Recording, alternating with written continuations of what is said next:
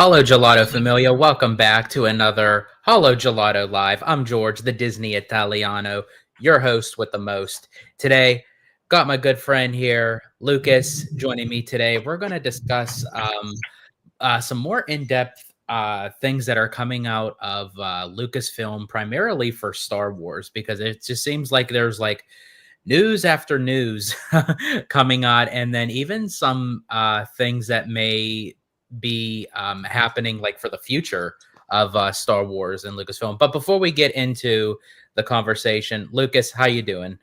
Doing good as always, and happy New Year for those who might have missed me out before New Year's and Christmas. But as you know, like it's pretty chilly down here. For those who live in the Northeast, it was like snowing all of a sudden a couple of days ago, and now we're gonna have another big snowstorm coming in around by the end of this week or something like that, and kind of bad situation for me because I'm trying to take a flight pretty soon, and now I'm gonna have to deal with that big snowstorm coming in.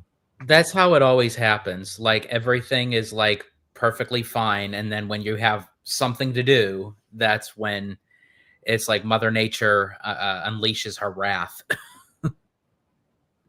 Yeah, I don't know. Uh, you know what it is like. I wanted to move to Florida originally, and then for some reason I ended up like being stuck in New York.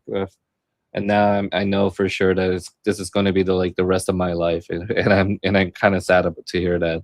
And it's kind of funny because somebody actually said like, "Hey, you can then like retire down to Florida," and then I'm like, "That's like the last thing that I wanted to do, like be like the stereotype old people to retire down to Florida, and like it'd be one of those like people. I rather like just move down to Florida as a like a younger generation, but I don't know like."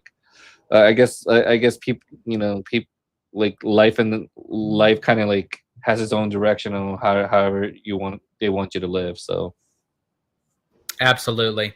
And for everyone watching, if you hear any noise in the background, I do apologize. Someone is outside, like either carving something or sounds like they're chopping down a tree. Um, I actually think it's a leaf blower, but who is there a leaf blower happening in California? Maybe, and I don't know like why in the world they decided to do it now at like 6 p.m. when it's like pitch black out. I have no idea why, but uh but in any case, I do apologize if you guys hear anything in the background. Um Giant Peter Adventures, Hollow Hollow, at the theaters, ready to watch Disneyland Handcrafted. Definitely, you will enjoy that, Peter.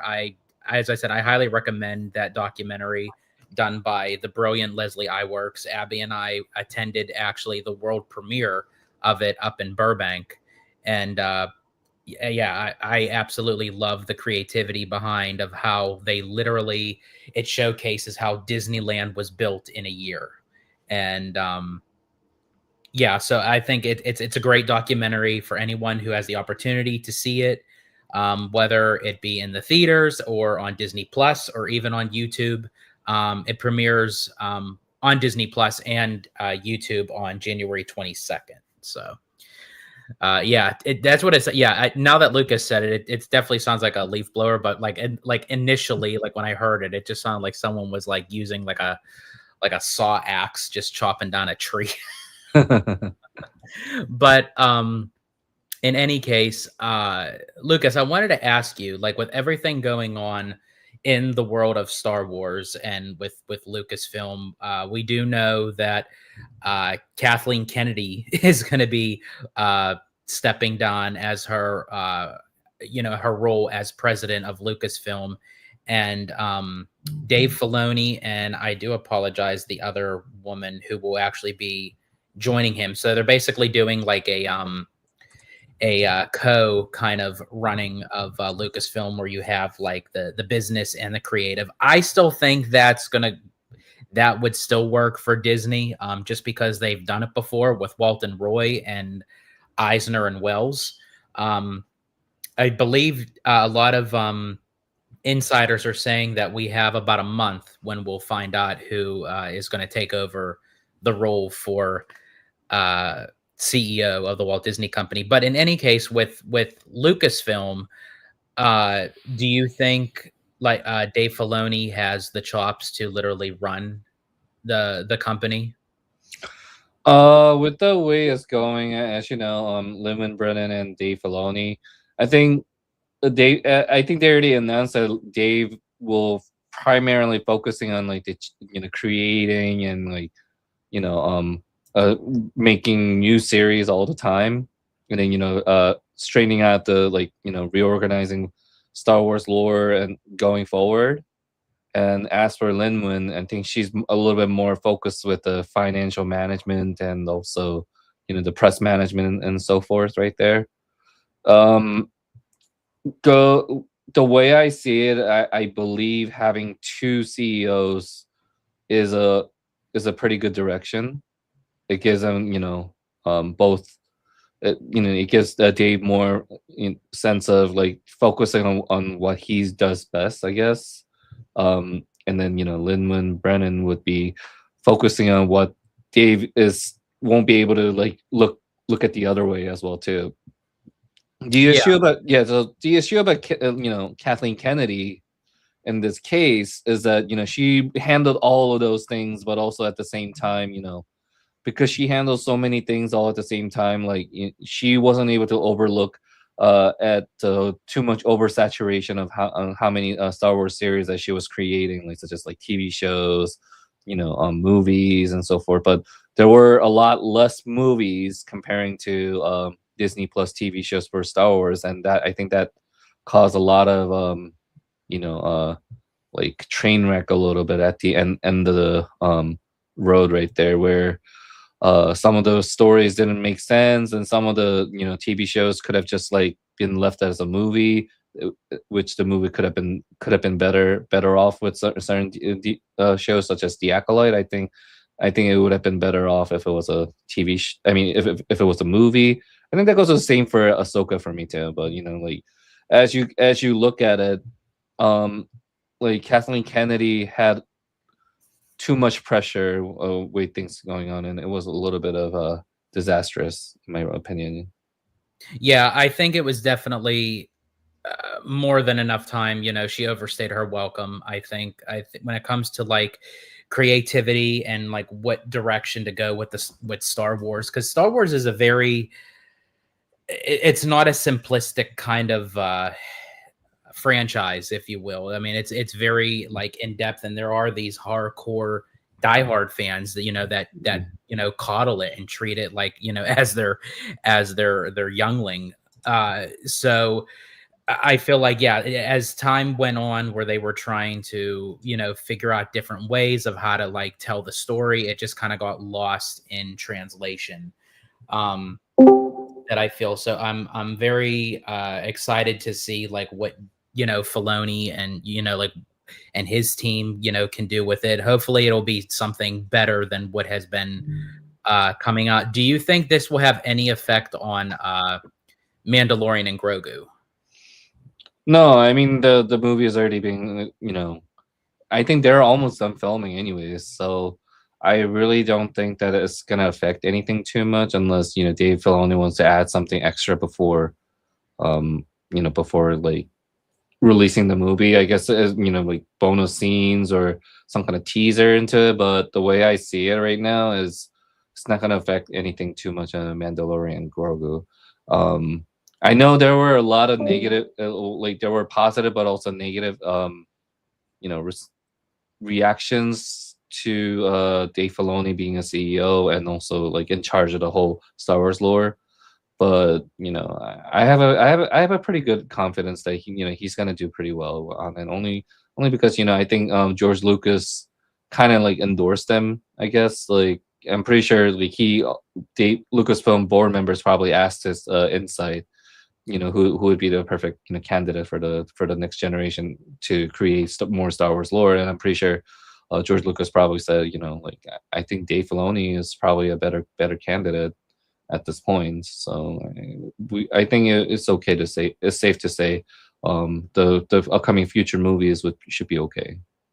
Okay. Now, speaking of upcoming future movies, one of the movies that I'm actually very curious in to see how it goes is the Star Wars Starfighter movie Mm. starring Ryan Gosling. I'm very curious to see the direction that they go with that, and I hope it does really well because based off of the description of the movie, I think, as I said, hopefully it's just done fully, well, but we'll just have to wait and see. But what I thought what was very interesting was that Tom Cruise ended up showing up to set where he basically grabbed a camera and was like just filming shots of the movie. So do you think that is a power play by Mr. Cruz, maybe wanting to try to dabble in not even just in the Star Wars universe, but maybe like a hand at directing something of Star Wars? Like, do you think it's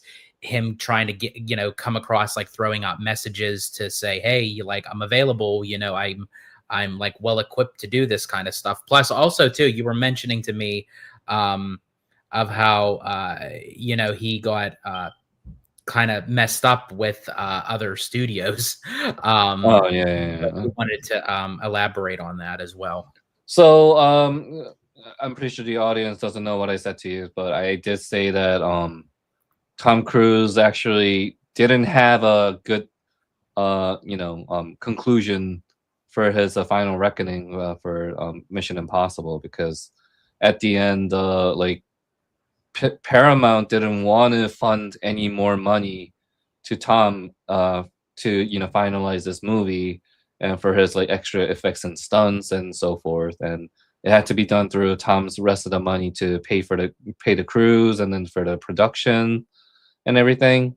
And I think Tom was pretty infuriated about that. I don't know why Paramount suddenly decided not to fund Tom in the final movie of the Mission Impossible. Considering the fact that you have to understand he like Mission Impossible series has been giving a lot of blockbuster box office sales and everything. To have this company to say, "Oh, I'm not giving you any fun," is like kind of like giving a middle finger because you just don't like that person. That's just how I feel. And I think Tom and the Ellisons, and whoever's in the big interest of the Paramount company didn't like each other as much. I'm not gonna like get too personal because nobody knows what exactly happened, but that's just my assumption. And Tom ended up saying like I don't think he wants nothing to do with the Paramount anymore. Also, he's not even like I don't think he's even involved in any spin-offs for the Top Gun either. So the way I see is that he's kind of like freelance a little bit for different studios, and he has experience with jet fighters. He piloted himself for he stunted his own in the Top Gun like, Maverick. So to have him, like share his thoughts and to have him, direct like certain stunts in Star Wars Starfighter, I think it would be a pretty good advice, or at least if he directed that part of this show right there, I think he would do an amazing job, in my personal opinion. And if should he ever be part of like Star Wars movies like involving jet fighters or like doing a special stunt on his own kind of thing right there, or teaching new cast how to do stunts, I think he would be a very perfect candidate. Because anybody watch Mission Impossible, you do realize that he's a little bit of a like he's been blessed by the space gods that he's worshiping, and that he has no fear in whatever he does. He really doesn't. And it's like he gets upset when they bring in stunt doubles, and it's like, no, I don't want stunt doubles. Like whatever you have in the script, I want to do it because it's like I want to push myself. So yeah, so a movie like Starfighter, I mean, I could definitely see like how it came calling to Tom to say like, you know what, I would like, I want to kind of like get myself in there and see what I could do. I definitely can see him kind of throwing out those messages like to say, like in time, I wouldn't mind, being part of the Star Wars universe, whether it's like in front or behind the camera. So yeah, so I thought that was a very interesting topic that you brought to my attention. So I thought, since we're talking about Star Wars anyway, kind of like throw it into the mix. Now, when it comes to the parks, I'm for sure you probably know that at least over here at Disneyland, um, they're going to start bringing back the well, not really bringing back because it never really was here at Galaxy's Edge, but the original characters, they're going to bring Luke, Leia, Han Solo, Darth Vader into Galaxy's Edge. Now, this is where my head is like kind of frustrating with the fact, because now there are Star Wars purists, if you will, that are now coming down on Disney saying, no, you can't add the original characters into the mix. It's going to screw up everything of Galaxy's Edge. When all people were saying to Disney when Galaxy's Edge first opened was, why don't we have the original characters? Is this like a thing where people just have to find some way, somehow, just to complain about something? Or eh, like, or are these like coming from two different ends of the spectrum, that like there are people that just prefer the sequels, of what Galaxy's Edge was supposed to be, or there's the people that are like the diehard Star Wars fans that say, hey, yeah, no, we want some like classic original uh characters in here. So what's your take on that? I mean, a lot of people have been wanting Darth Vader since for a very long time. They didn't like Kylo Ren, and they've been asking for what Darth Vader for a very long time. And now they're adding Darth Vader and saying that this is not what we want. I mean, you asked for it, so they delivered it to you. What more do you want? Exactly. Like Yeah. that's just my question. It's like I I didn't want a salmon on my plate. I wanted a duck on my plate, like you used to have on my menu. And then you get a duck on your plate, and then you're like, wait, now I think about it, I don't want this anymore, kind of thing. It's like you can't really ask for something and then say that you want to take that back, kind of thing. Yeah. This company has like funny thing about this company is that like just about 4 years ago, they like people have been complaining about woke and stuff like that, and then the whole like complaining that there's way too much diversity, there's too much there's too many like of this content, they didn't want this. So Disney now has been kind of catering to these type of audiences, and then all of a sudden they're like saying these audience are now saying, well, I still don't like you, kind of thing right there. So Mm. so And yeah, so I'm like, at the end of the day, you shouldn't cater to these type of people, because at the end of the day, they just want to complain. They're just here for negative algorithm, and that's just there's to it. yeah. And if you ask any of these people, like, when was the last time you went to Disney World, and if you fixed it, are you able to go? And they're gonna tell you, no, I wouldn't go because I can't afford it. And then they're like, then why are you complaining? Like, Yeah. And I also think too that a lot of the people that go to the parks too, one way or the other, there is a demographic that doesn't even really care one way or the other if they have the original characters or not. They're just there to have a great time. It's maybe their first time ever going. They're taking their kids. So I think like there are like a multitude of like many different groups of people that just have like different like mindset of like really what it should be. And we have John Make It Rain in the house. He says nobody liked Kylo. They may as well have put a blue Lowe's bucket on his head. um, I'll say this about Kylo Ren. I feel like what I think tarnished, with people with Kylo Ren is they used him so much that was like he was like the only antagonist that they used in the land.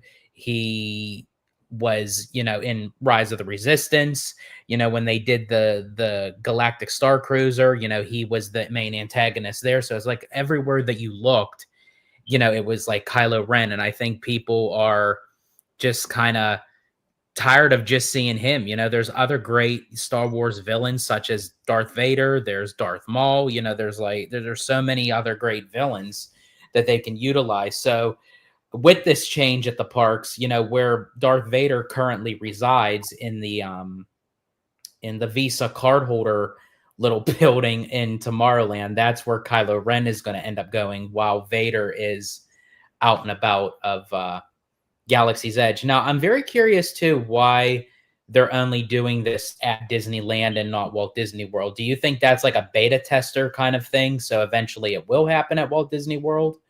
Um, what Um, say you on that? I always thought Disneyland has always been the first thing to, do a presentation before moving into Walt Disney World. But as somebody who is more familiar with Walt Disney World and likes Walt Disney World a little bit more than Disneyland, and I can't really show this bias, the opinion because I never actually went to Disneyland, so I can't really say that. But at the same time, you know, I don't know. Maybe it's probably because the company is closer to California, Burbank, that it's easier for them to like establish something and then do Imagineering and everything over there. As the Walt Disney World, it's just like it's like it's harder for them to like tell them to do this or do that. I guess I don't know what's going on, but it always has been that Disneyland has always gotten like the fireworks like presentation a little bit better, and then some of the like these visuals are slightly better, and they even get like the bucket like the popcorn buckets better than the Walt Disney World. So I just feel that this whole Darth Vader thing, it will eventually come to the Orlando, but we don't know when. I guess if it goes very well, then I'm pretty sure they're gonna be like, oh, it works very well over here. Let's bring it to other parks over there. So that's just Yeah. Yeah, I think they're kind of just like beta testing the, to see like test the waters because since Walt Disney World is a much more grander scope than Disneyland, it's like okay, well if this works for like the California locals, how would it work for like a lot of like the tourism and the international travelers, going into Walt Disney World.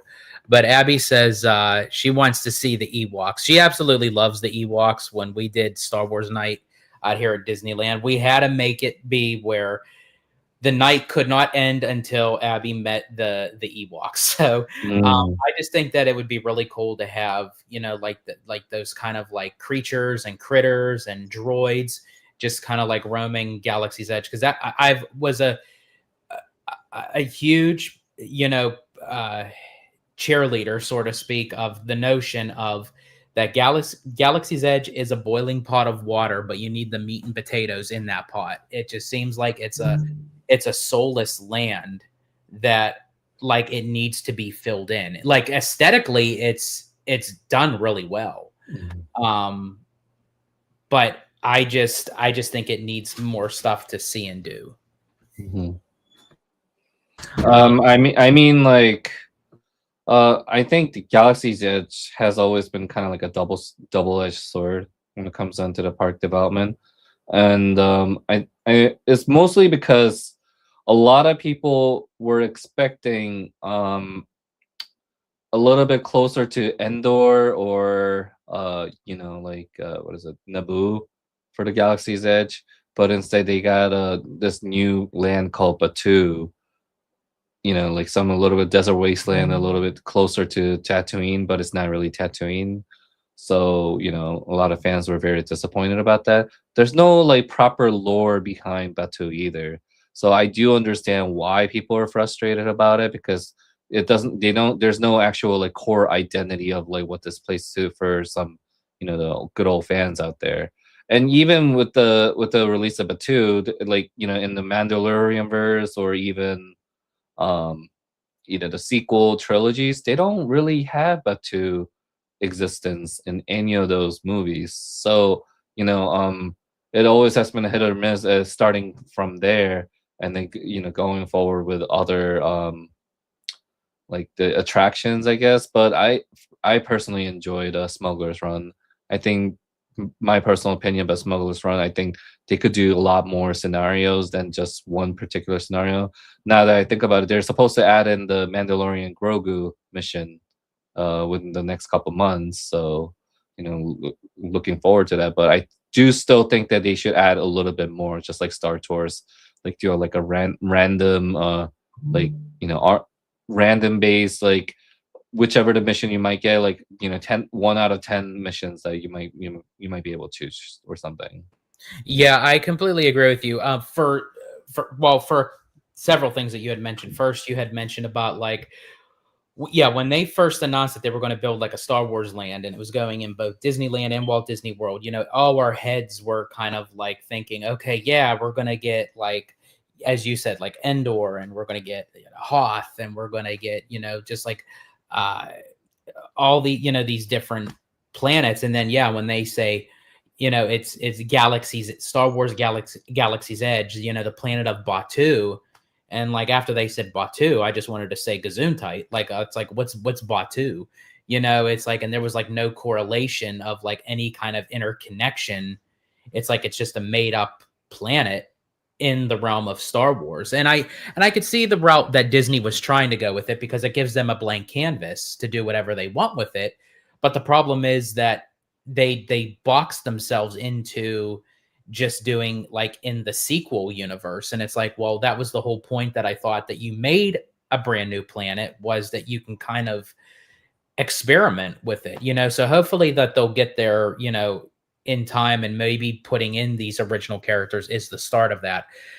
As for Smuggler's Run, I do agree with you. I wish that they need more than just um one mission. I think they're on a good uh I think they're going into a good direction, to the fact of that they're adding more missions where, and then also the engineers can pick the location of where the mission's going to be.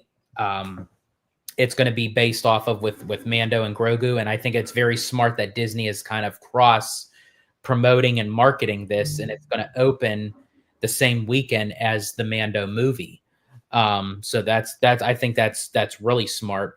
I think that this is a point of no return for Smuggler's Run. I think like once they go down this, this route, they can't go backwards and give us that original uh mission and leave it at that. I think honestly it just has to keep moving forward with more missions, more locations, more character interactions. And also too, I hope that they update like the tech for Smuggler's Run, because there's a lot of times where um when you're doing the mission, it kind of like freezes for a few seconds, almost like a buffering kind of thing. And the graphics on it looks like a video game, like you're actually like looking in a screen through the Millennium Falcon. I want to actually see of how in depth that you can make it seem like you're actually flying the Millennium Falcon and not just be like a simulator. So I hope that that they can tweak that. But yeah, I think honestly they're in a good direction. I think as long as they just keep moving forward with it, and hopefully in time that we'll be able to see that Galaxy's Edge expansion, whether it's a third attraction, which we were supposed to get, that sit down restaurant, which we were supposed to get. So hopefully we get something of that nature with Galaxy's Edge. Right. As for the Galaxy's Edge, I know that you want the screen to be a little bit more realistic type of stuff. But honestly, I think you would need to hire James Cameron and bring him into how he wants his style, because as you know, James Cameron is the only one who can actually like talk over Bob Iger and say, "I want it this way," kind of thing, right there. Yeah. And honestly, even look how long it's even taken for them to even announce anything for Avatar that's supposed to be coming to DCA. So it's like, who knows even what's going on with that. Like I said, like I think James Cameron is the one who's in charge of like how he wants it done. So even if they, for example, if Bob Iger says that we have to undercut or like cut the part, I'm pretty sure James Cameron would be like, "Do you know who I am?" kind of thing right there. That would be Cameron to say something like that. Yeah, like I'm the one who brought you money right here. Like, no, I get to decide how I want this, and if I want this budget, you give me that budget right now. And that's the type of person James Cameron would be. And honestly, I do think that if James Cameron didn't say anything on his end right there about the Pandora and the Animal Kingdom, uh, I'm pretty sure we would have gotten a lot worse design, and Joe Rody would not have been able to show his true potential of his work right there either. So you have to understand those two have to get the everything that they want, and the Disney has to give them the fun that they want. And I hope they do, because I honestly, with this new Avatar land, like I want it to be to the best potential that it can be. Like I don't want to see something half-assed, so to speak, or Mickey Mouse, no pun intended. I want to actually see like what it can do. John Make It Rain says, do you guys like the new guy in charge of Star Wars, or do you think he'll be a Kathleen Kennedy 2.0? We touched upon it a little bit earlier. I personally don't think he would be like Kathleen Kennedy. I think the whole purpose that Dave Filoni is going to be stepping in is because of the repetitiveness of the misses that under Kathleen Kennedy. So I think honestly, everything that's been going on with Lucasfilm, I think they're going to try like to do the complete opposite, moving forward.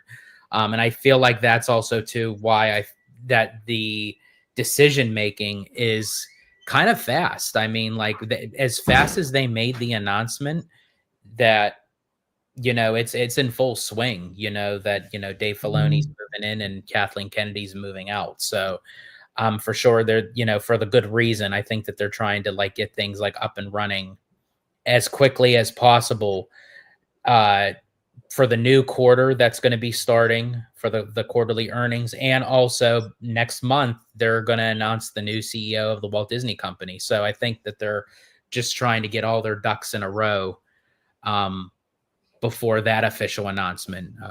I'm gonna say something about his question right there, because I know that a lot of people don't like Kathleen Kennedy, but at the same time, I personally am, I don't have any issues with Kathleen Kennedy. I think she's pretty good. I think she's pretty good CEO in my personal opinion, considering that she actually has brought a lot of successful films into the Lucasfilm and kept it into her portfolio. You have to keep in mind that she had been by George Lucas's side for a very long time, even back in the what is it, Raiders of the Lost Ark.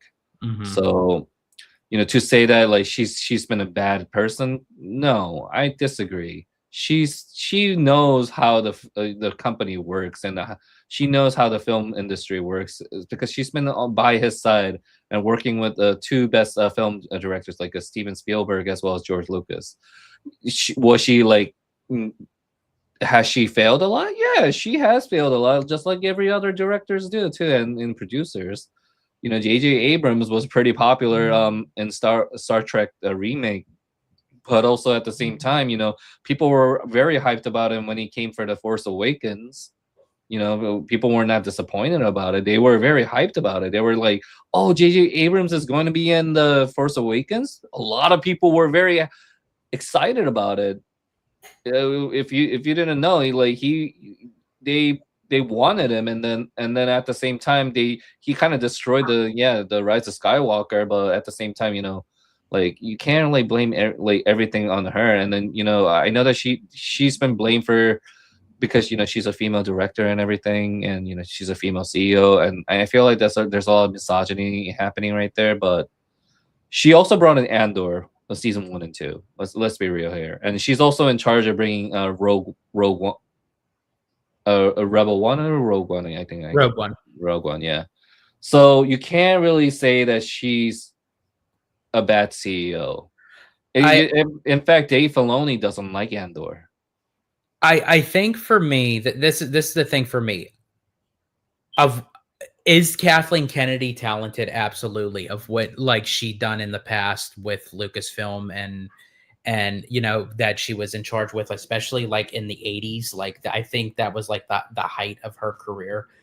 I just feel like more recently the decisions being made, I think it's time for a new change. And that's not just because of just Kathleen Kennedy. I think that's just for people that are running any kind of division, even like when it comes to Bob Iger. I feel like honestly, it's time. It's time for a change. It's time for like a fresh thing to see what someone else can do, because something else that maybe Bob may have not have thought of or never really pursued, the next person may do the same thing. So the same thing for Kathleen Kennedy for Dave Filoni to stick to step into that role.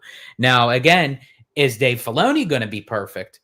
Absolutely not. There's probably going to be decisions that he's going to make where we're going to be like, Dave, why did you make that decision? So hopefully, like, it just gets things back on track. But I do agree with you, Lucas, as far as like with the Andor series, that was very popular. Rogue One for me, I think, was one of the best Star Wars movies. I feel like in its originality, aside from the originals, for me, anyways, I enjoyed Rogue One. I went to go see it in theaters, and as I said, it definitely kind of gave me that sense of a new hope, no pun intended, that something of Star Wars was coming back. To be honest with you, as I said, I've heard great things about Andor. I personally never really watched it. I kind of felt out of like watching content of Star Wars just because it just constantly felt like a letdown for me. But I am definitely going to go see Mando and Grogu in theaters. I definitely want to see that. I want to see how like it ties into even with Smuggler's Run and what have you. But yeah, I think for the most part, I think it's time just for a change, just overall, not just with Lucasfilm, but like even just like with the Walt Disney Company, and see like where it can go. Oh, also, sorry to interrupt you, but I'm gonna say that Lucasfilm has finally, decided to be a little bit more open-minded by allowing Japan Anime Studio to make its own canon version of the like a Star Wars series, and it was one of the like the series from Star Wars Visions. So season 1 and 3, they had the title called The Ninth Jedi, and that series is actually going to be officially happening, and it's probably going to be canon, and they will be doing a full like 24 episode series like on Disney Plus probably, and I'm quite excited for it because they're very famous studio that was working on it. Okay. And John Make It Rain was asking, are you a DJ? Am I a DJ? I can barely even turn the vinyl player. What makes me a DJ? I guess it has to do with the headset, probably, right? Yeah, probably the headset, and maybe a little bit of the background too. It kind of gives like that club. Oh yeah. No, if I was a DJ, I definitely would not be sitting here and doing a show right now. I would be just going out in the nightclub and just be DJing all day and receiving getting paid all the time. Yeah. He says, I wouldn't mind a Knights of the Old Republic movie. Funny thing he's saying that because Dave Filoni and Jon Favreau specifically don't want to retcon anything from Knights of the Old Republic, and because they know how popular Darth Revan is, and I think they want to actually make a spin-off, standalone series based on Revan in the future, and I think they are planning to write a Old Republic story as well too. So we're gonna probably see that. I know there's also EA Games is the BioWare version of the Star Wars Old Republic, not the Knights of the Old Republic, but I think that one is getting retconned. The MMO RPG one, that's probably going to get retconned. But the one that everyone loves playing, the original Knights of the Republic, I don't think that's going to get retconned. Okay. Yeah, see, I'm very curious to see like what direction they decide to go for. Like I like how George is like. So, anyways, I'm not familiar with these type of video games. So I understand.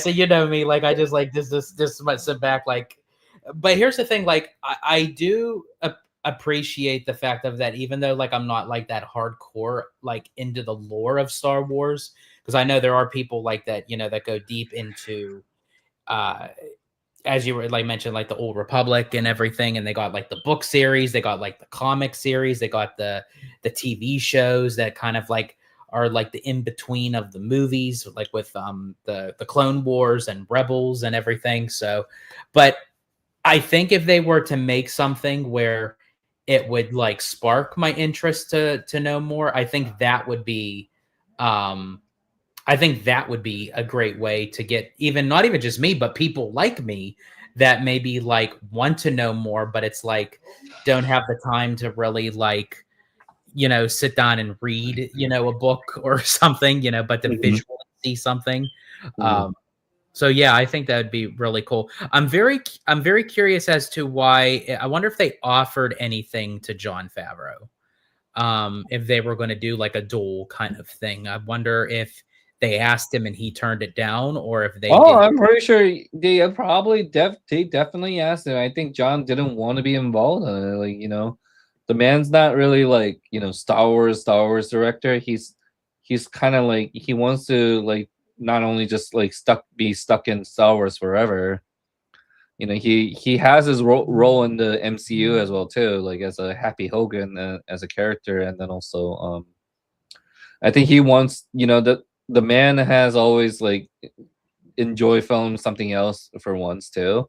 And I think he really just wants Dave Filoni to like, be successful, I guess. So they're pretty close to each other. So, the only time that he's probably gonna be involved in is like directing some of the movies, directing some of the films. But letting Dave Filoni do all the creative works. Yeah, absolutely. And I do love how with Favreau that he has like touched uh in many different aspects of the company, like as you mentioned, like Lucasfilm and Marvel and even Disney. I mean, he's part of the new Oswald series that's going to be coming out on Disney Plus. Yeah, he was there several days at Disneyland. I was there actually during the time when they were filming. So I think that's really cool that he just kind of like goes in like in many different directions with the company. And I agree with you. I think to just subject yourself just to one thing with Star Wars for Favreau. I think for Filoni, I think it's a better suited thing. But for Favreau, I think since he does wear many hats and kind of like goes in many different directions, that it wouldn't be best for him just to kind of settle on one thing.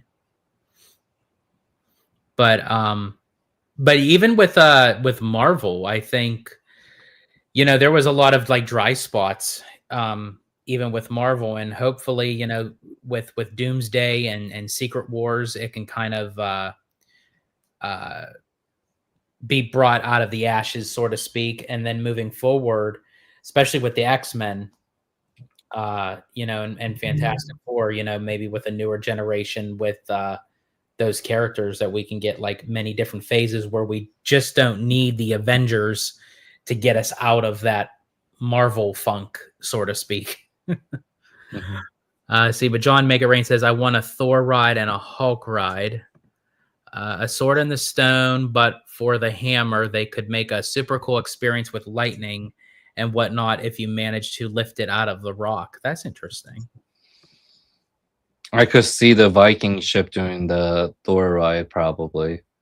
Like take me to Valhalla or something. Use the ship. He's swinging the hammer, and then like the swing the ship, and then like making you go like 360 degrees upside down, and while playing the what is it? Welcome to the Jungle and the Guns N' Roses, just like the Love and Thunder. I think that'd be pretty interesting. That would be interesting.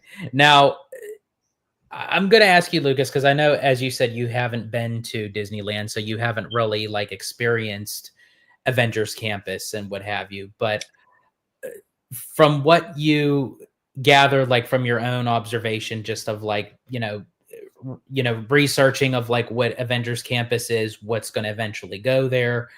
Um, do you ever see a time where Marvel would go to the east side of the Mississippi, if you will, like with the contract with like Universal and everything, where we could start getting Marvel into Walt Disney World rather than just like one thing here or there, like Guardians of the Galaxy Cosmic Rewind, but like an actual full fledged like Marvel land. I would see that as a fifth gate if that's what you're asking, because I know everyone's been talking about it. We don't need a fifth gate kind of thing right there, but I think fifth gate is the only option that they can think of, because there's no actual room to add any more land in some of these Walt Disney World parks, because local roads and around this town are getting involved right there, and that's a lot of pain, a lot of headache right there for Disney to uh change all of that too. So they're gonna end up doing like a fifth gate in the very distant future. I'm not sure when, but obviously Universal still like has like a little like a gun on the head and like holding hostage of this like the Marvel series. But eventually, Universal is probably also realizing that they can't keep this IP forever, because they don't know what to do with it, and they also know that like eventually audience will get tired, and and want something new within those like Marvel Island, and even Yeah, like because right now they can spruce it up, the Marvel Superhero Island at Universal, but they can't make any significant changes because I they're mean they can. It's just that they just don't want to. There's a difference, and they're gonna like try to hold it until like they're gonna make sure that they can bring an IP that they're sure that they're gonna bring a lot of audience and more people, and bring more revenue. And I kept saying this on numerous times. I said bring Pokemon into Marvel Hero Island instead of Marvel Hero Island, and a lot of old theme park enthusiasts are like saying that's a crazy idea. But why is that a crazy idea? It's like a lot of kids are getting tired of the superhero genres, and Pokemon itself is like current generation adults, and the new generations who are into Pokemons. That having a Pokemon Center itself is just gonna bring like a 2 to 3 hours wait line. You know how crazy it would be to even bring like half of the islands of adventure being Pokemon will just like bring like make Epic Universe empty. That's just how I feel. I do agree with you in the aspect of like where a lot of kids are kind of getting out of that superhero kind of niche kind of thing, and I think that's where DC is also having issues, and I think that's why Universal doesn't want to uh, uh, remove Marvel for DC, just because you're removing superheroes with superheroes, and it's like it's that constant continuum of like, well, how much more can we have this going on like within a theme park? I agree with you. I think Pokemon should be placed somewhere in Universal. Like, because Pokemon is like the biggest, I think, like IP that is ever existed. Um, there's so much that you can do with it, and Yeah, even Zelda, because so there's so much you could do with this. Star Fox, Metroid, like all of these Nintendo IPs right there. It just has so much potential, and the Universal could do something with it. Heck, even if Nintendo said that they're gonna bail out from Universal and decide to make their own park or something, I yeah, think that would have but been Achilles heel for mhm. a lot of companies. But I find it interesting when you said that their Universal isn't really doing anything with Marvel Superhero Island because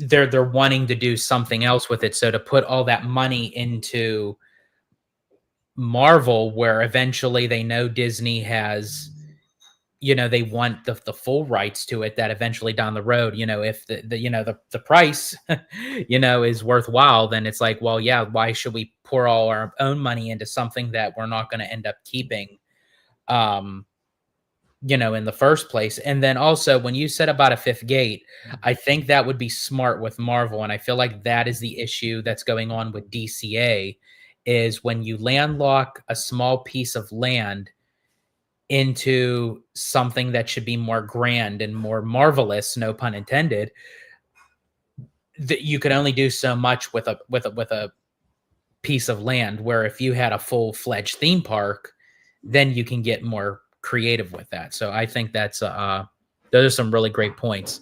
But John Make It Rain is asking, did you guys hear that a massive 90K indoor water park, including an outdoor park with Barbie, Hot Wheels, and others by Mattel, is going within 10 minutes of Walt Disney World? Um, I don't know if I thought I heard something with the Barbie and the Hot Wheels. I didn't know it was going to be like that close to Disney World, though. I mean, I'm pretty sure it's like outside of the boundaries of like the Reedy Creek area, like a region area, Yeah. probably. And that's it's probably probably closer to Kissimmee. That's just my assumption because there are some like empty lands that Kissimmee was selling, and at the time, I don't think Disney ever considered about buying those areas. So I have a feeling that it's not like closer to like where the primary Orlando is. I think it's a little bit further down to the west, southwest coast of Orlando. That's the only way that I could assume because um unless they're building somewhere around Lake Nona, but I really doubt that Lake Nona is gonna get like built anything because even Disney bailed out of Lake Nona when they were supposed to build a like Imagineer like campus and everything, and they completely bailed out on that, and that kind of like upset the Orlando mayor at the time. Like, that was a kind of a dick move in my personal opinion from Disney's end, but at the same time, it was a pretty crazy, insane idea from Bob Chapek at the time when he wanted to do that. Yeah. So I think they wanted to retract everything that Bob Chapek tried to do. So they were like trying to do damage control, if anything. Yeah. It's just a shame that a lot of Imagineers like lost their jobs based off of that when they decided to, say, hey, yeah, we'll move to Florida. They ended up, selling their house, uprooting their families. And it's like, oh, well, we're not doing this anymore. And it's like, I don't even know if they got fully compensated for that. And No, I don't think they were compensated because like I said, Bob Chapek really just like ruined that situation, and Josh DeMero didn't make it better either. So it's just like, when I heard that, I was like, well, like Disney, what are you doing? Like, just stick with it, and then to make that area bigger. Like, just have the Imagineers like go there, and then make the park more improved or something. But now like they retracted that idea, and they made the Imagineers like lose direction on what they should be doing. So that doesn't just hurt the fans, that hurts the employees who had faith in you. So oh yeah, and it definitely makes you look like you're incapable, and it makes the company look like it's incapable when you're making a decision and then you're retracting it, and it's like everyone's getting affected, in the mix of these decisions. It's like if you're going to make that decision, run with it, even if it isn't successful right away. You find loopholes of how it could work, rather than right. bowing out of it completely. But I mean, eventually you could have, but I mean, at least if you already made the assumption that you're going to do it, kind of like see through that you get something done out of it, Hmm. but I guess we'll really never know how, if that would have been successful or not. But But also with the Mattel thing, I do think that it's a good idea, Mattel, but also good idea that Disney's having another competitor out there. It may not be a big competitor, but there's not a lot of water parks out there, to tell you the truth. I think it might give lesser capacity for water parks. It gives other people to try out like something new right there. So I think that's a pretty good idea. But I don't think it should be just like forever, just only water park though. I think that just kind of kill the business right there, especially during the winter time. yeah, I think, and I think even with Walt Disney World's water parks with Blizzard Beach and Typhoon Lagoon, I think with like how the climate change and the weather and everything, it hinders operations with the water parks. I mean, because with Florida, I mean, no one ever really expected, for them to get like freezing temperatures, but and then even after COVID, when they started doing like the rotational where Blizzard Beach was closed, Typhoon Lagoon was open, and vice versa, they just kind of stuck with um that kind of way where before it was like they would have times where the water parks were closed on for refurbishment or what have you, but majority of the times both water parks were opened at the same time. But I don't know if it would ever really go that route. But John Make It Rain says it's supposedly a hybrid version where the roof can open and close. I'm not a big fan of that, and I'm gonna tell you why. I used to be a swimmer. I was in high school, and then that swimming pool always like did a open roof opening and closing all the time. It ends up leaking a lot of waters from the rooftop, and then creating a lot of humidity, and also a lot of like causes a lot of natural waters to get into the pool and causes algae and so forth. It's not a fun thing. And also like we have one over here too, like in the like a tri-state area, and a lot of people don't like the idea of that. If you're gonna stick with the indoor pool, then you just stay with the indoor pool. If you're gonna do the outdoor pool, then you do the outdoor pool. You don't do hybrid. Do you think it's more beneficial to do an indoor than an outdoor? I think it'd be pretty cool to do an indoor in Orlando. That's just my opinion. For those people, who don't want to like get like burnt by the sun right there, and all those UV lights, they can go do the indoor like Kalahari Resort kind of thing right there, and then enjoy their time. And the indoor is pretty cool, only because at least you don't have to worry about like outdoor like rain affecting you, or like the weather's affecting you too much. It has like an AC and indoor, but also during the winter time it might have like a heater, and then the water can heat better with the functionality of a indoor comparing to the outdoor. Yeah, very true, especially with the state of Florida where the weather is completely unpredictable. And and then yeah, it won't take an effect of like operations where if you have an indoor water park where it's like, okay, if it's storming out, you could still have your regular daily operations, and I think that's very smart, I think. And then also, I know John McTrain says no more lightning problems. I would say that that's not even remotely true. Only because even the indoors you still have to be away from the pool premises, even especially with the lightning and thunder. When it happens, it still conducts electricity, no matter how indoor your pool is. Like they tell you that don't even go into the jacuzzi tub when the lightning and thunderstorm happens. Like the LA Fitness also tells me not to go in there. Like so that's just kind of like a rule of thumb right there. Unfortunately, that's how it is. You know, that's why everyone hates Zeus. That for throwing that in lightning. So Yeah, I remember when Abby and I were down Walt Disney World, we were about to ride Dumbo, and literally as we were going up, and then Dumbo just completely dropped. Like, and they just did like an immediate emergency shutdown because there was lightning detected within a 5 mile radius. We didn't even see it. We didn't see it, but it was just in the radar of it. And the rule of the land is if there's lightning detected within a 5 mile radius, it's like all outdoor stuff and like certain things get completely shut down. that goes the same for Living with the Land. Was it A Small World? Pirates of the Caribbean. Everything closes down when a lightning or thunderstorm happens. That's just the nature of it.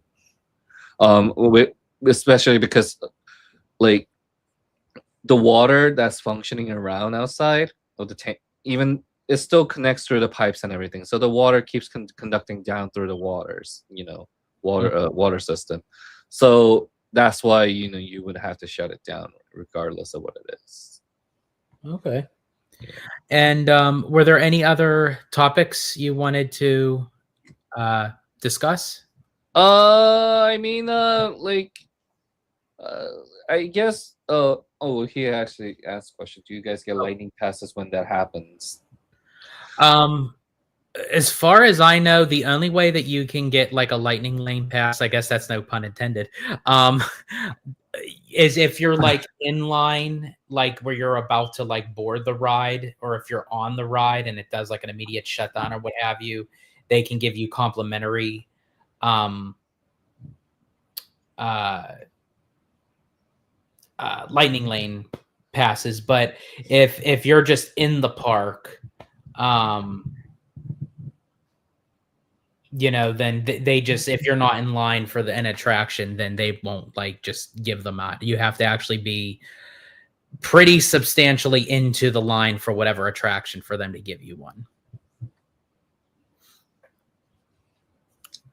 And then I see. Does Lucas play Destiny? What's the logo on his chair, or is that just the chair brand?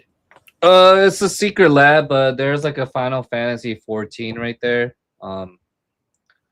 As you can see, it's just like this logo itself is like a meteor logo from the Final Fantasy 14 MMORPG. I did play Destiny 1 and 2. I used to play 2 a lot like during the launch, and then I just stopped playing with the way Bungie's direction was going. Yeah, but as of right now, like with the whole Destiny's direction, I'm not like entirely interested in the game. But I currently am playing Art Graders right now, so that's just another game that I'm playing, and then I also was in what is it, World of Warcraft. I think that's also another game as of right now. I just kind of went back to the good old classic version of it. Yeah. Okay. So sorry, you were saying, because I was asking if you had anything else you wanted to Uh, discuss. no, like let's see. I mean, so as you know, like they just started filling in the what is it, the Rivers of America. Well, that's pretty much gone, but they just started filling in the Piston Peak and everything. So what's your insight on like the current development that's Yeah, happening right now? I think it's funny how like everything is moving so rapidly quick. That yeah, now they're starting to lay groundwork on uh for Piston Peak. And I also heard recently, I was either yesterday or today, that they Mm. mentioned that they're starting to move into like the Haunted Mansion queue. Mm-hmm. Where I don't know if they're gonna do an extended Haunted Mansion queue, that it's gonna like they're gonna rework it where it runs into the land that they're Mm-hmm. already working on, that it may like interconnect with Villain's Land. Mm-hmm. But I think honestly, I think it needs to. I think the queue for Haunted Mansion is just like so jam packed Mm-hmm. that it needs some breathing room, and I think this is the best opportunity for them to rework it while they have the the land that they're constructing. John, as far as Villains Land is coming along, they didn't really give too much more information aside from that they are still doing field trip research, in a lot of European countries for like the architectural design. We do know that there's going to be one roller coaster and one dark ride. Disney kind of hinted that they may be working on a Hades audio animatronic. And if they are, obviously, it's going to be for Villains Land, because I don't think they would really use Hades for anything else. But I just think I think honestly, Villains is going to be very ambitious. Mm-hmm. To what it's going to be. Hopefully, they just kind of stick with what they have planned, and it doesn't get diluted down with the financial funds. Mm-hmm. We got Tones in the house. Welcome in, Tones. But what say you, Lucas, with Haunted Mansion and Villains Land? Because I honestly think, honestly, the queue is gonna for Haunted Mansion is gonna like run into Villains Land. I think that would be a nice kind of like transition. Right. I mean, like, as you know, I've been always like kind of like, supporting the idea of having a piston peak. But I also mentioned last time, with the whole water, the rivers being removed, and then the cements being there, it just expands the area, like for people to like move around, and then having lines right there, you don't have to like go all around the circle to get to the uh Big Thunder Mountain kind of thing. And I think that would be the best option. And a lot of people are still disappointed about the river, obviously, but and in truth, if you think about it, like that area needed to fill up in order to have a little bit more expanded room for people to walk into the villains land in the distant future. Like, let's say that if you had that river still going on, like how are you gonna go around the area right there just to go to the Big Thunder Mountain? And with the parade happening, and then with also like the people like crowding all at the same time, trying to push each other just to get to the villains land. How are you going to do that? So realistically speaking, I think just putting a cement around that, and then filling up the area is probably a good idea. I'm pretty sure they're going to add in like put a bunch of shades, like such as trees or something like that, for people to go in Yeah, there. I think with the popularity of with Villains Land, they're definitely going to have multiple entrances and exits throughout the land. They just can't have like a one way in, one way out. That's definitely, yeah. And I think by kind of like, as I said, like expanding out Haunted Mansion, they can have like a maybe like an extra uh, connection to get to the Haunted Mansion, because right now that's only a one way, Mhm. So yeah, so hopefully that'll like bring more capacity to the park, because that's what Magic Kingdom needs. That's what Disney's ultimate goal is. But I hopefully it'll just like disperse the people out, where it's like not like we're all not like jam packed like a can of sardines, that we could actually like spread out Mhm. and breathe a little. And then let's see, John Make It Rain says maybe they will build a Hercules ride. I mean, it's possible. I think it just to the fact of, since they're just focusing on Villains Land, and they had mentioned that they could use like a Hades audio animatronic with the newer technology. I think that would more so go with that. But don't get me wrong. Would I absolutely love to see a Hercules ride? Absolutely. I think that ride, I'm sorry, I think that movie is so underrated.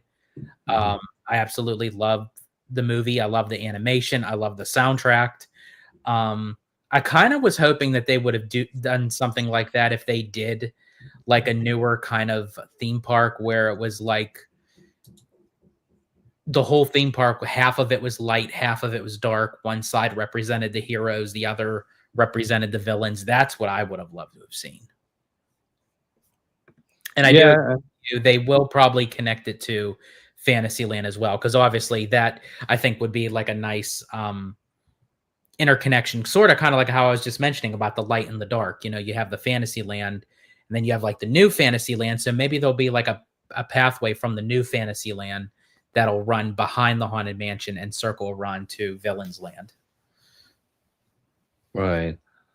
I mean, like with the way the Walt Disney World is going, like I don't think I believe there's a pretty good direction. I watched one of the VTuber actually was crying about the she was singing and crying about a dinosaur completely being removed, and she was demanding Disney to retract the idea. And I'm like, I think they're it's already a little too late to ask them to retract that idea. That's just my opinion. But Yeah. and I also said, I know this dinosaur being removed is definitely a sad part of it. Like any rides being removed and replaced is like is a tragic idea for any fans out there. And I do admit that I do miss the great movie ride to this Oh day. yeah, don't get me started on that one.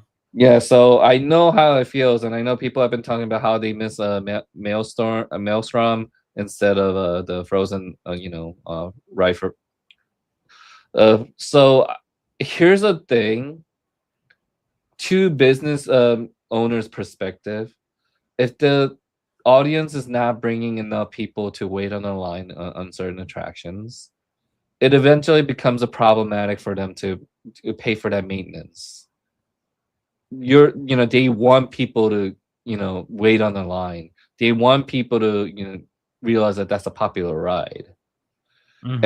And then I know a lot of people are going to probably say, what about Splash Mountain? I'm not, there's no, without a doubt, like Splash Mountain had a lot of motives on why it was being removed. So I'm not gonna go to that direct, discussion right there. But for the other rides, it was definitely a ride that they didn't want to waste their money on maintenance for just to cater for 1 to 10 people that may And I show think up. Disney tried to do the dinosaur thing. I just feel like that they just couldn't hit the right notes that Universal does. Like obviously, because Universal No, actually has they like just couldn't, because the Good Dinosaur movie was not that great.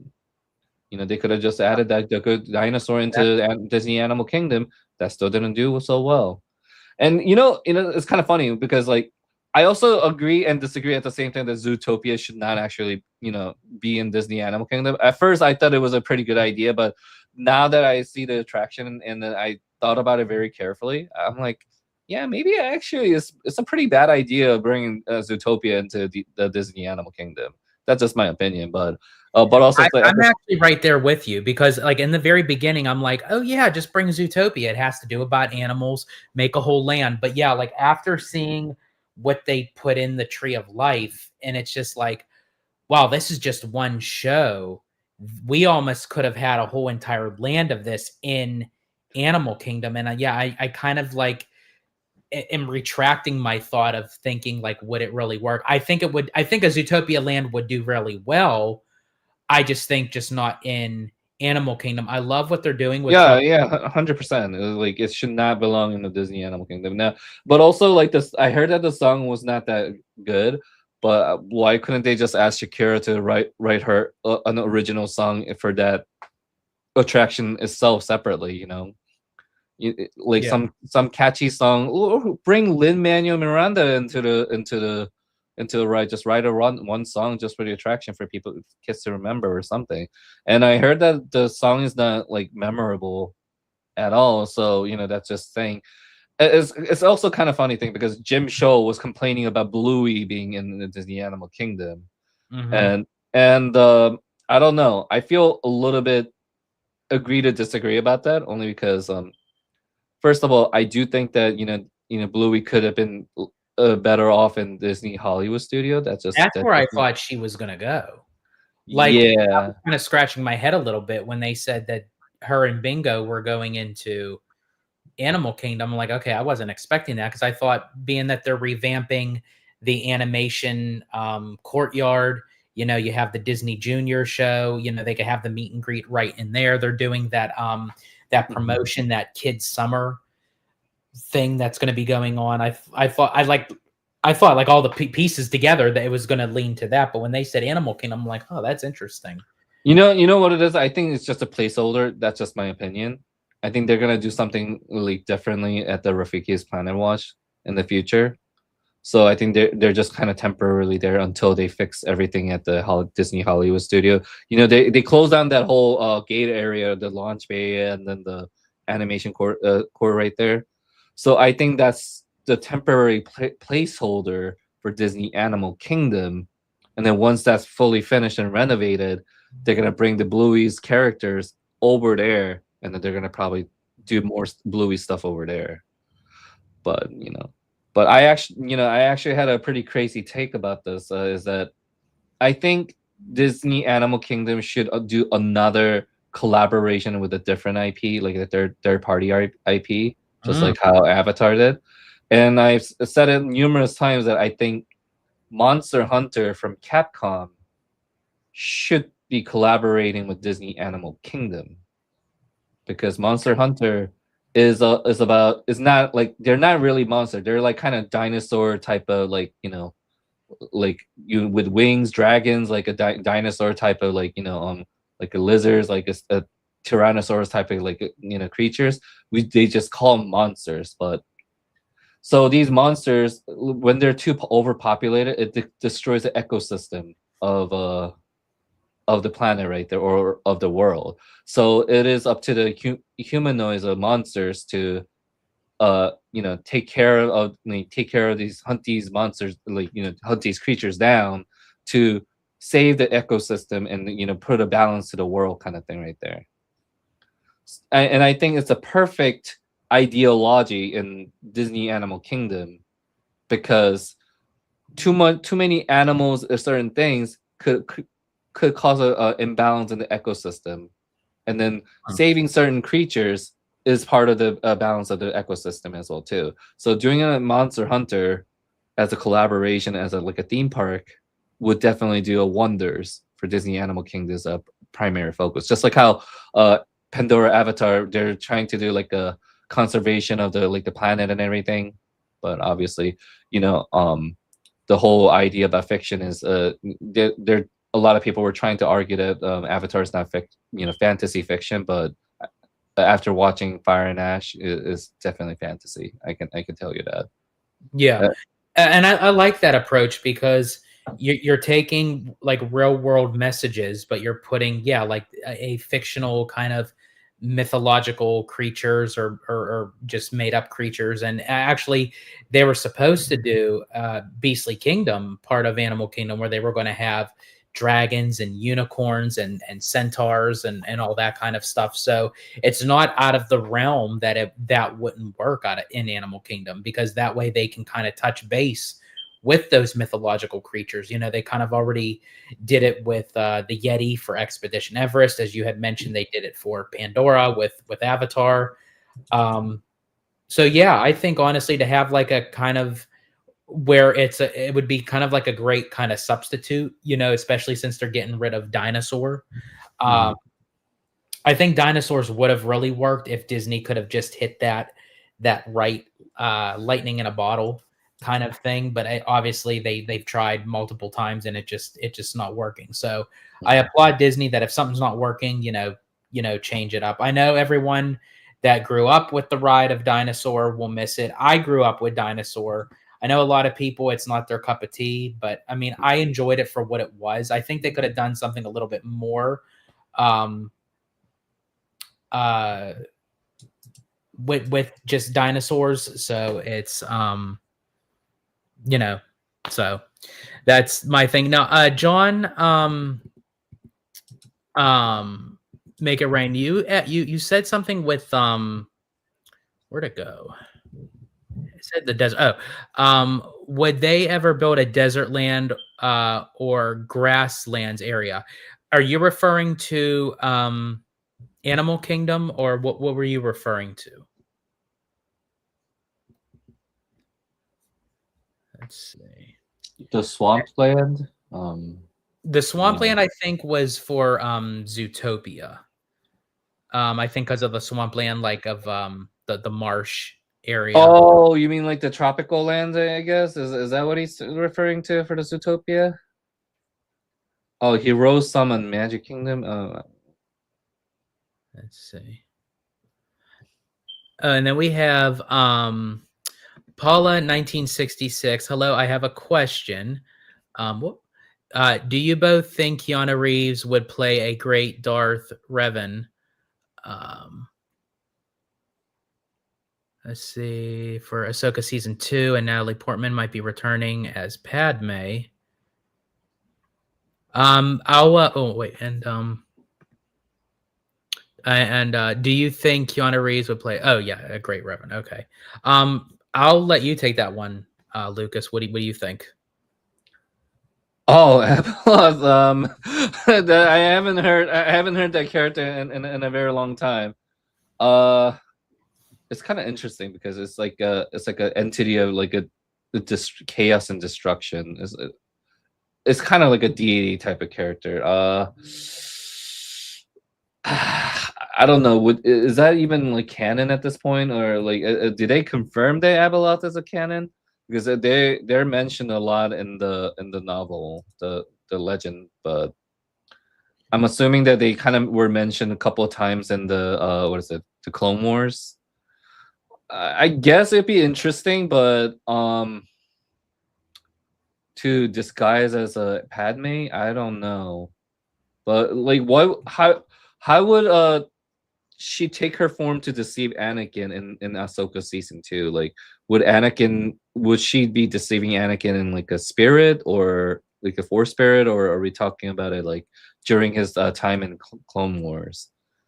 Because I can understand like, should Abeloth like disguise as an Anakin as a force spirit, then like, do you expect that Anakin might like go into dark side once more or something? Is that what it is? I'm a little bit confused. Yeah. Oh, yeah. Maybe in World Between Worlds. So just like that fifth episode in Ahsoka. So I'm assuming where Ahsoka met Anakin in between the World of Worlds. Uh, I can say that I don't know like how Anakin will handle it, but I'm pretty sure Anakin, by that time he's redeemed. He's a redeemed character, so I think he will know that he's being deceived, and and I'm pretty sure he'll make the right decision. Should Abeloth disguise as a Padme, but I would love to see Natalie Portman coming back because she was technically my first crush and when I was like 10 to 11-year old. Like I thought she's like the most prettiest lady out there. And then when I became an adult, I realized that she was actually in Leon the Professional. I didn't realize that. So and then I think another question about do you think both think Keanu Reeves would play a great Darth Revan? No, I do not think so. I'm sorry. I love Keanu Reeves, but I don't think he would be a good Darth Revan as a character. Who do you think? Who would you pick for Darth Revan? I would rather have somebody who's actually like a little bit more emotional and has like that like kind of redemption type of character act right there, I guess. Keanu Reeves has like this like similar type of tone in every part of his character. If you actually watched his movies before, like in Speed, he has that same type of tone, and in John Wick, he has the same type of tone that he did in Speed. He has the same type of tone that he would do in Constantine. He's like, yeah, I think I would do that. Yeah, yeah. That he does that in the Cyberpunk 2027. He's like, we got a city to burn. Like it's like I'm like, oh god, I just realized that he's just the same type of acting. I just can't imagine him like being a Keanu Reeves doing the Dark Revan. I feel like Dark Revan would be better for what's his name? The one who did Pennywise. Oh, I know who you're talking about. Yeah. Yeah, I could see him doing that because he has like many layers, like especially like the facial expressions and all that. No, but like he actually does a lot of like imitations and like voice acting characters. Like Bill Skarsgård is an amazing actor. I can tell you that even behind the mask, I think his like voice, like he does a Pennywise to like the villain type of character. He has like a different like a gruff type of voice. Like Dark Revan has to have a different type of voice type of like character, like as if he's redeemed type of character. You know what I mean? Like but when you're having like characters like Keanu Reeves, it's always like, yeah, I'm redeemed to the light side now. I don't need to rely on the dark side anymore. Like it's like it just doesn't make sense to me. I have to say, you do a really good impression of Keanu Reeves. Because I could actually like, I never really thought of that before, but after you like that, he is like a one kind of baritone kind of like tone. Like as you like read his lines, it's like, oh yeah, I can kind of understand how. Yeah, even Toy Story 4, he was a Duke Kaboom, and then when he voices a Duke Kaboom, he's like, Duke Kaboom, ready for the Canadian motorcyclist. Yeah. I'm like, oh my god.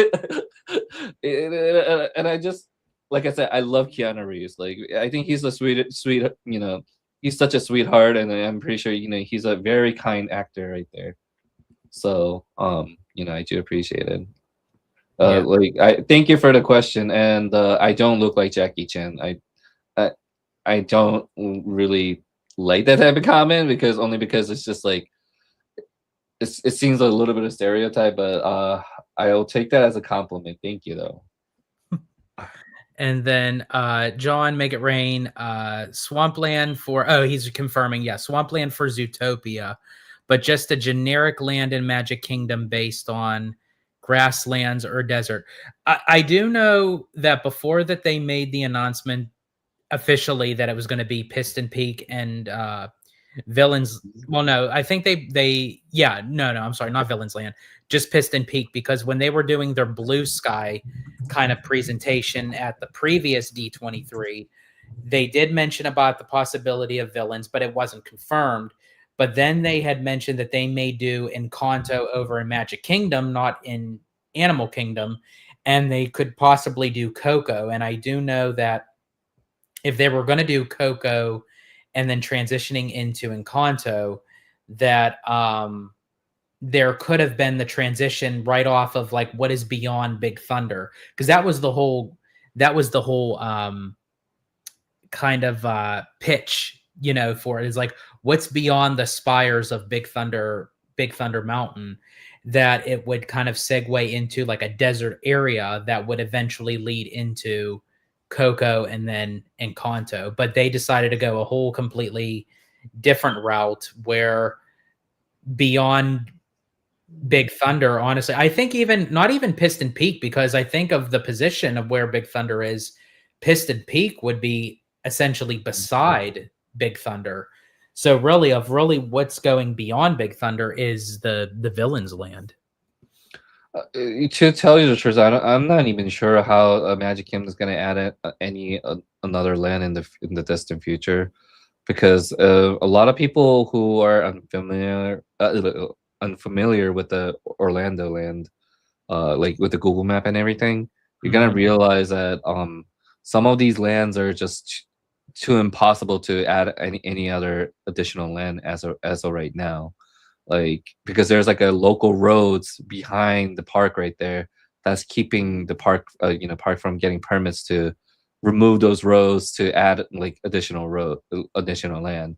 And this is like one of those things that Mickey views Braden was like trying to make a point out of, like adding more land, and then would be a better ideal. But like that's like easy for any fans to say, adding a land is that simple, right? It's just anybody land, if they say, oh, you guys could have done this, yeah, like to the fans perspective, like adding more land and ignoring all those like local roads and getting rid of them would be as simple as possible. But at the same time, it's no longer Reedy Creek anymore. It's a central tourist district oversight of Florida, or whatever they're called now. It's like run by the governor, so they can't really just say, "Hey, I want to remove this road as freely as we want," kind of thing anymore. So it's just Yeah. Yeah, absolutely. But Lucas, I want to thank you so much for joining me today on this Holo Gelato Live. It's always great having you on, and yeah, definitely come back on when there's more topics to be discussed. Because as I said, I love having the conversation with you. But if you want to let everyone know where they can find you on social media. Yes, you can find me on X as I Lucas K right there. That's my new username, and then with Blue Sky, it's lucaskim.com. You can also find me as Lucas and Disney on YouTube.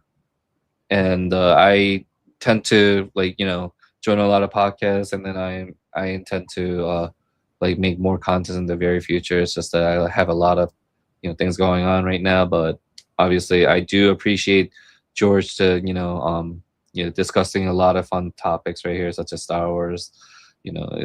Star Wars has always been kind of like a heated topics. There's no right or wrong, or there's no like a proper fandoms that everyone's agreeing on the same boat kind of thing these days. So it always has been like kind of sensitive topics, obviously. But in the future, I do Oh, and also I am going to go to what is it, California around April, and I will be visiting the what is it, the Universal Fan Fest pretty soon.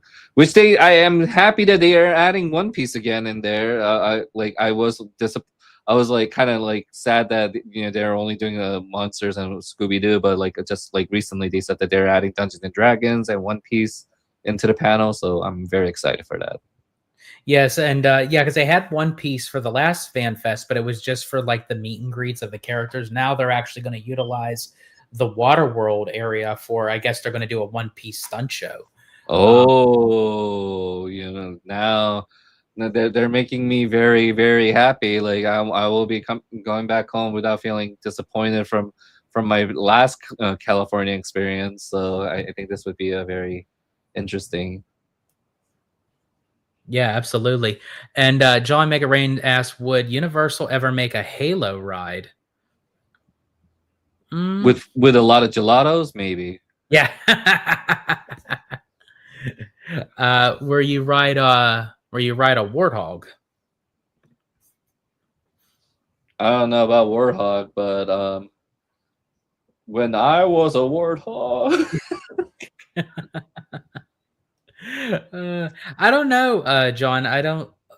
I mean, it definitely seems like, especially with Universal, they're going down a route of with video games and anime, and I think that's a good route that they're going. I think that really fits into Universal's niche. I don't know if they would actually do Halo just yet. I think they're going to more so hone in on Super Nintendo. Um, I think the best direction Universal is doing right now is that they're looking at outside of the superhero IPs and the Wizarding World IP.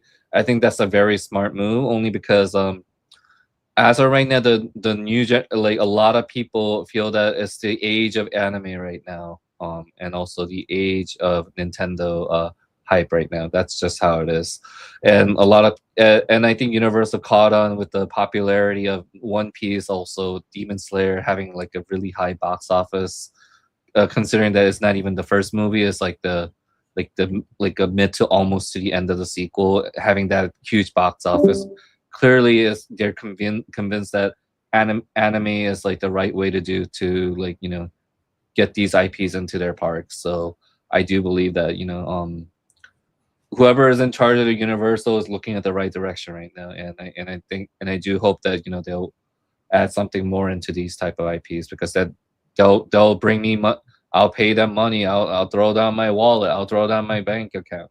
That's just how it is for me. yeah, absolutely. Well, in any case, everyone, thank you so much for joining us on this Hollow Gelato Live. John, Make It Rain, Paula, 1966, Abby, of course, Tones, Peter, everyone that was involved with the live, asked your questions, gave your thoughts, opinions. We greatly appreciate it. And I'm George, the Disney Italiano. And as I always say, in Disney Italiano fashion, stay safe, stay healthy, stay Disney. Italiano out.